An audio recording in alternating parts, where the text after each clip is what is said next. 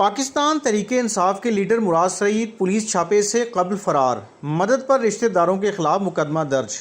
تفصیلات کے مطابق پشاور میں پولیس نے پاکستان تحریک انصاف کے رہنما مراد سعید کو مبینہ طور پر فرار کرانے پر ان کے برادر نسبتی سمیت دیگر رشتہ داروں کے خلاف مقدمہ درج کر لیا۔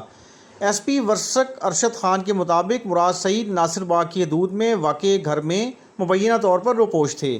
پولیس نے ان کی گرفتاری کے لیے چھاپہ مارا تو ملزم کے برادر نسبتی نے پولیس کی کارروائی میں رکاوٹ ڈالتے ہوئے مراد سعید کو فرار ہونے میں مدد فراہم کی۔ انہوں نے کہا کہ مراد سعید کے رشتہ داروں نے پولیس سے تکرار اور گالم گلوچ بھی کی، جبکہ چھاپہ مار ٹیم پر پتھراؤ بھی کیا گیا۔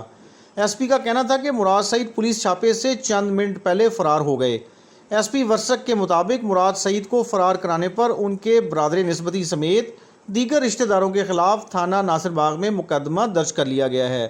انہوں نے مزید بتایا کہ متعلقہ گھر میں مراد سعید کے 2 ملازم بھی موجود تھے اور چھاپے کے دوران مراد سعید کی گاڑی بھی برآمد ہوئی ہے۔